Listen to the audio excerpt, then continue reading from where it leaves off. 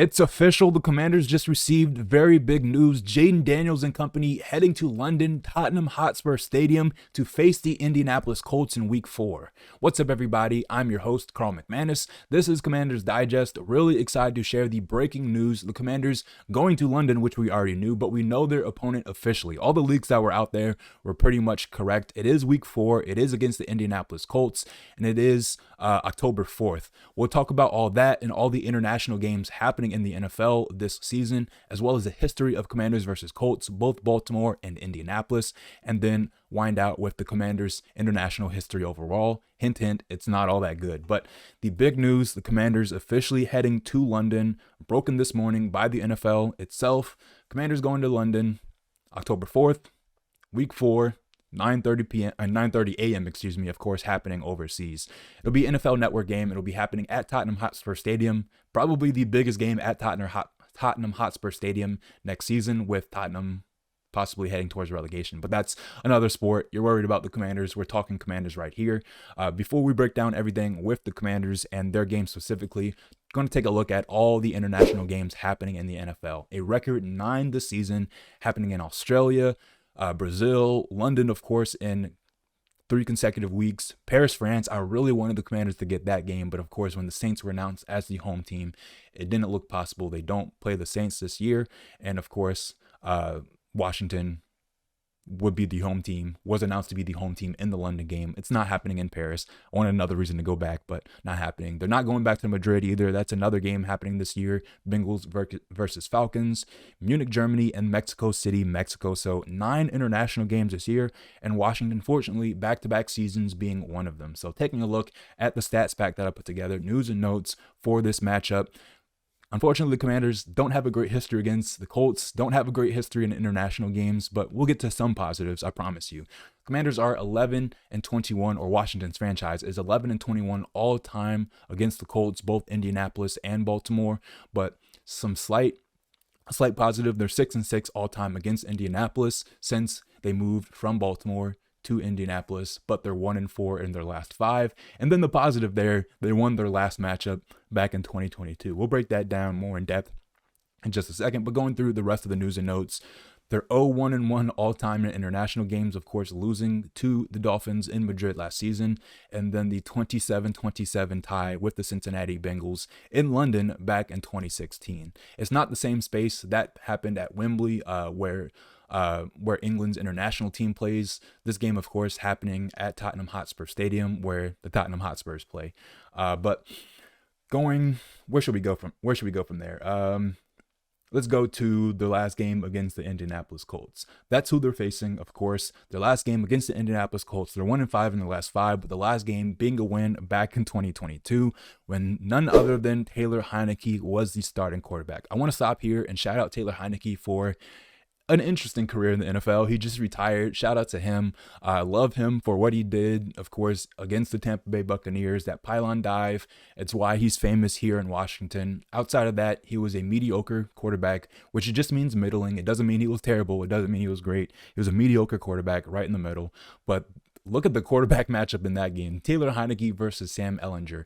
I want to say 16-15 or 17-16 win for the Commanders back in 2022, October 22nd, I want to say. So another game against the Colts happening in October. Taylor Heinicke threw for a touchdown, ran for a touchdown.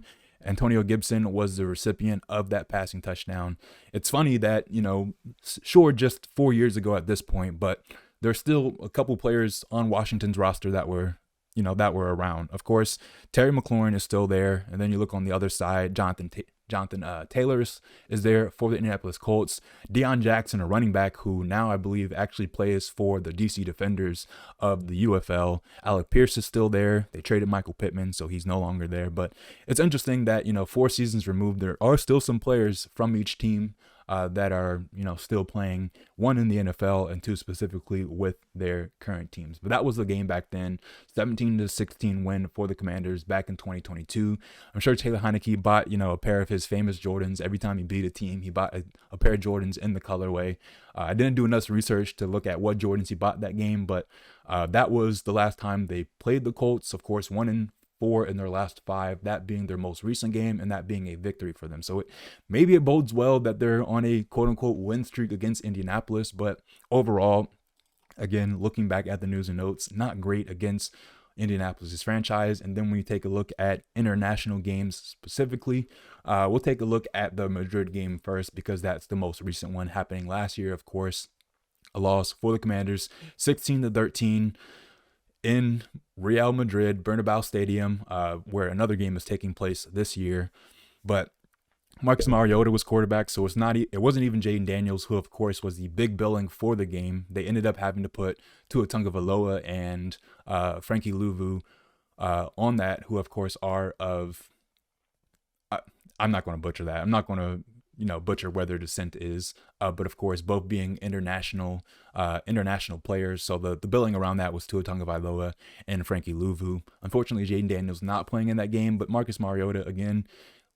One touchdown passing, that going, of course, to Deebo Samuel, 1 interception, and then Tua Tagovailoa.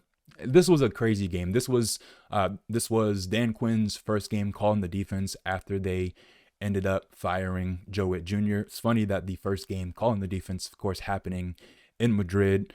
Well, they didn't fire Joe Witt Jr., excuse me. That was when they demoted him. He was still technically on the coaching staff, but just wasn't responsible for calling defensive plays. That was the first game for the defense under Dan Quinn. After that, I personally thought Washington was going to be a better defense, which they, I guess, statistically ended up being slightly better, but still not anywhere near where they needed to be to go on a run for the rest of the season. This was kind of the start to the beginning of the end for Washington, although all the other injuries were kind of the beginning to the end.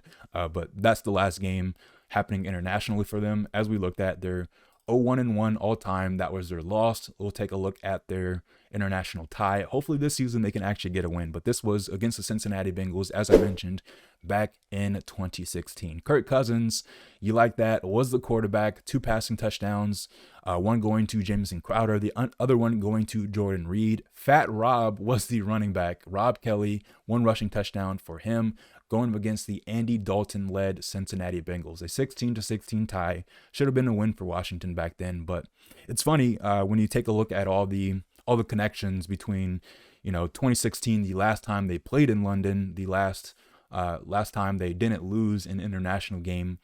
They had a running back named Fat Rob, and now they have a running back named Fat Man, of course, being Katron Allen, the running back picked out of Penn State in the 6th round. Joshua Josephs was the 5th round pick. But that's pretty much all I have for this video. Really excited for this.